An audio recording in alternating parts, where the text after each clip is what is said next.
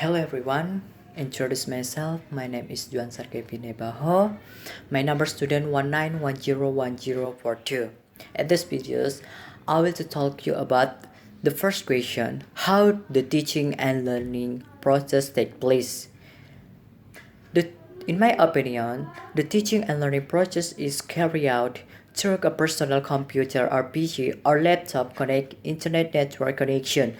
Lecturer can learn together at the same time using group on social media such as WhatsApp, Telegram, Zoom application, or other media. Thus, the lecturer can ensure that students take part in learning at the same time, even though in different places. The second question, what substance did you get during college?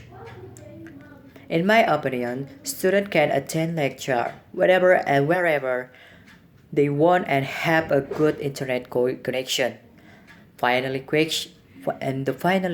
question, how do you imagine online lecture should be carried out in the future? In my opinion, if online lecture are still being implemented in the future, yes, it can make students very big because they can interact directly with the friends. Okay, that's all my showing. Thank you.